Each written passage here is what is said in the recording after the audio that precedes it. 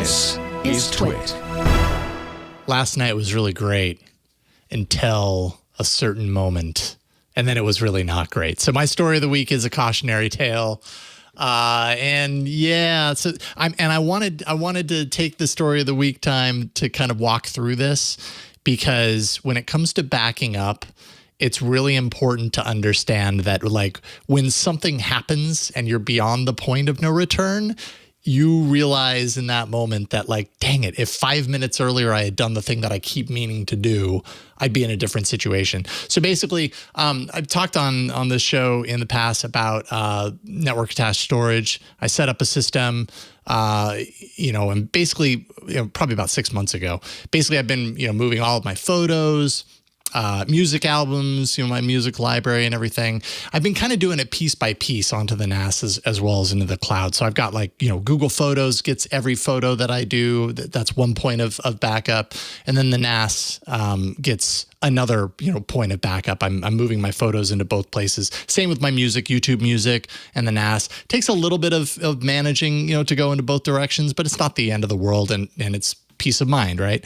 Well, I have had in my possession this drive right here, this external drive, which has served as a backup. And up until, I don't know, probably about 2 years ago, I had the contents of this drive on my computer and on this drive, like 2 different points. I figured, like, okay, well, if one goes away, I've still got the other.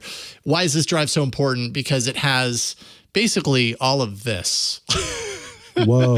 This entire box of audio cassettes, which I'm guessing is somewhere around 140 different cassettes. And that it's like, okay, so they're audio cassettes, who cares? What I realize is I'm an archivist at heart, and I've come to terms with this over the years. I've made a lot of stuff throughout my life, especially with music and creativity and everything. When I was younger, I was in all sorts of punk bands, and we'd go to people's houses and we'd record our sets. And, so that's some of the cassettes that are in here. We had 4-track recorders. So we were, recording all of these, like, side projects and everything and exchanging tapes. And this is literally my childhood right here, in my childhood and teen years and early 20s, all of this stuff. And this is just kind of scratching the surface.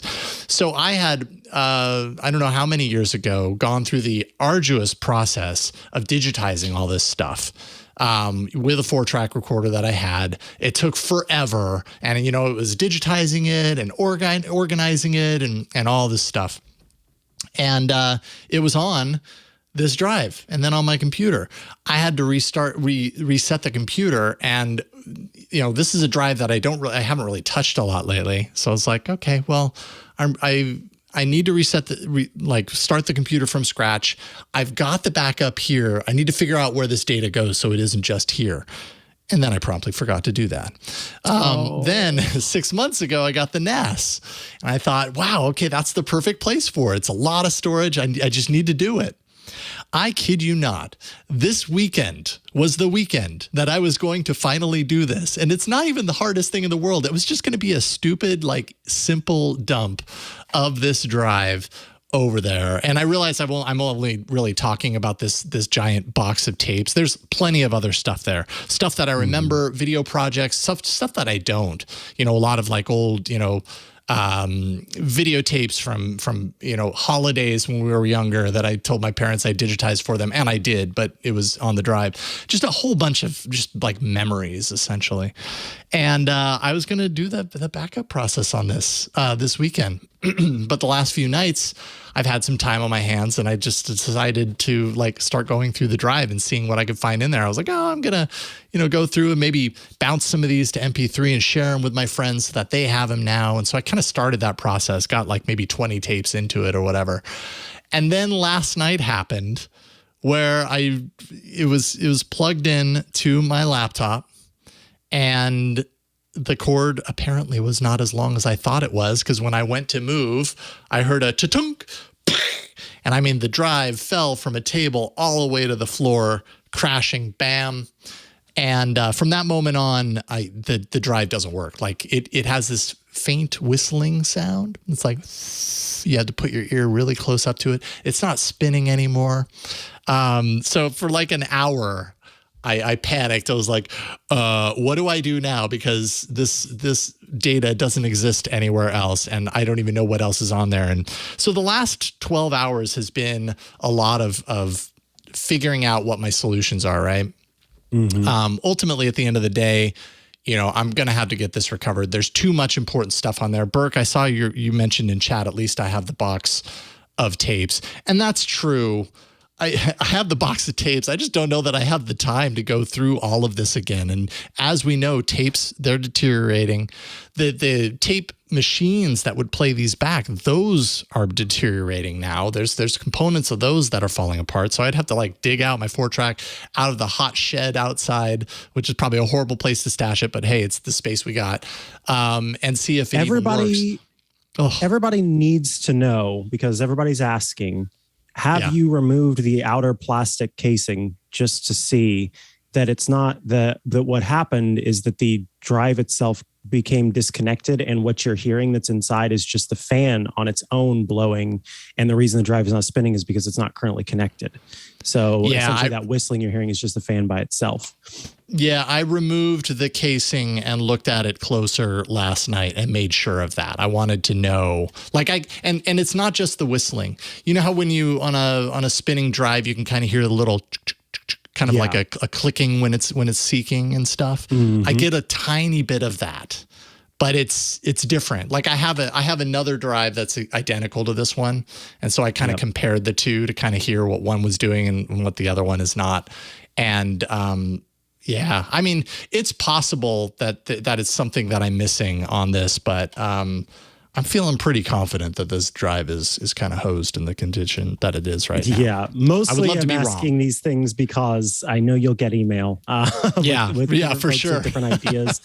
And apparently, so did you mention yet what people or companies you've reached out to about getting it fixed? Because apparently there's one where you have to take out a second mortgage if you want to pay them to recover it. Called Drive Savers. Yeah, so there's Drive Savers, which is, I think, one of the more well-known data recovery outfits for this sort of thing. And they have a space in Novato, so they're super close. But they're $1 trillion. But they're expensive, right? Exactly. I think where I'm at right now, there's that one. Somebody else tweeted me a 300. Gosh, I wish I could find it really quick, but it's called $300 data recovery. And I did some, I was like, okay, that sounds kind of shady. $300datarecovery.com. But it turns out, they're based in LA, so they're in California. And a lot of the reviews that I've looked up for them say that they're reputable. I don't know if y'all know, send me an email, jason@twit.tv. But I think where I'm at right now is I got to get some quotes, because I do believe that I'm willing to spend the money to recover this drive. I think at the end of the day, what really sucks about this situation is that everyone that's listening could probably identify with the fact that we think there's this thing we need to do, especially when it comes to backup. There's this thing that we need to do, and we keep putting it off for whatever dumb reason. And the second something like this happens, literally the second it happens, you realize that on the other side of that accident, you had everything you needed for free. And now you're on the other side of it suddenly. And in order to get what you had for free, you now have to spend a lot of money to get there. And that's that's on the hope that you can actually recover everything that's there. Save yourself the headache. Just do it now. I so wish I could go back in time and just have done this sooner. But these are the lessons, so many people have learned this lesson the hard way, and I'm right there with them. It sucks, but it is what it is. I'll just get some quotes and see if I can get it restored, and I'm sure I'll talk about it again once I figure out the solution. Have you ever had any near accidents or data loss in this vein? I have had what I thought was going to be data loss, and then for me it was just a matter of getting a new enclosure and installing the hard drive in the new enclosure. So I've lucked out in that way, where it's never been a full-on issue that it seems like the drive isn't working. And then family members have had issues of forgetting passwords that led to them losing data, which is always a huge bummer.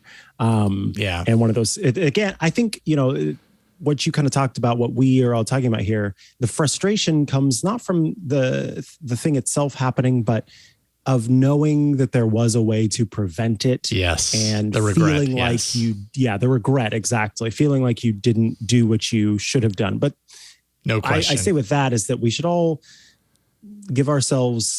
extend ourselves a certain level of grace, because Thank you, Mikah. As much as it is a bummer, and like you have some potential solutions and it does suck, but there's nothing that can be changed now. And the way it happened the way that it happened. And so it is, but, and going forward, like you said, you're trying to make sure that the next time this comes up, you do it sooner rather than later. So yeah. I hope I'm thinking that of you the other don't end up drives that having I to have. spend $1 trillion. Exactly. Right. I'm looking around too going, okay, let's upgrade that. Let's update. Wait a minute. Back up that one, back up that one. Yeah. Yeah. But now, what was it? Jammer B mentioned Sync thing, SYNC thing. It was a great backup tool that he uses. For the NAS specifically, and that's definitely something that I'm gonna look into. Jammer B has mentioned this to me before, and I did the thing of like, oh yeah, I should totally do that, and then put it off. Now I'm wishing I hadn't, but at the end of the day, actually, I mean, as doom and gloom as it sounds, I am hopeful that this can be recovered. I'm not in the mind space of like, oh my goodness, it's lost forever. I do think that there is a way to get back to this. And then I find myself a little conflicted, actually, because then I'm also like, all right, so if it is $1,000, let's just say it's $1,000. Like, is the information on there that I can only remember so much of really that important? Like, is it really that important for me? Like some of these cassettes that I have here are from me, like in junior high, like 7th grade, sitting out in the camper in our driveway with my best friend, just making total idiots of ourselves, like, eating sugar and laughing and being total dorks. And like, is there really a time in my life where I'm going to sit down and listen to 45 minutes of that? Probably not. But I'm an archivist. Like I have all this stuff. I'd rather have it preserved than not. Like it would. I don't know that I can ever throw this box away. You know what I mean? Right, I don't know that it's possible for me to decide, all right, I'm throwing this box away. Most of this stuff really doesn't matter much. And I also don't know that there's really anyone outside of my kids for maybe a small moment, maybe like a half an hour of their lives that would be at all interested in listening to any of this. So I had to figure out that. What is it really value? Yeah. Like, what is the value to me? Yeah. That's hard. Yeah. I mean, because digital clutter, physical clutter, and I've got so much stuff on my network attached storage, and I constantly think about going through it and removing stuff that I really don't need anymore, or that ends up being like duplicates. And I never get around to it because it's not worth it to me. It's not worth it to take that time to do it. And I've got the space right now, but why is it there? Because I'm not using it. I'm not making use of it. There's not come a day where I've gone in and make use of it. And I think we all have that fear that there will come a day where we're like, oh man, there will come a day. There will come a day whenever you want that file for whatever reason. And then you totally kick yourself for not having just saved it. So yeah, over time, like they better keep inventing new types of new bigger types of storage, because for kids born now, they will have a digital file collection that starts from the time they're born till the time they die. And as medical science improves too, they're living longer. So by the time they're dead at 200 years, they better have a petazaptabyte of storage space. You know what I mean? and those old file formats better still be compatible with whatever we're at, down the line too. It's this whole thing is so complex.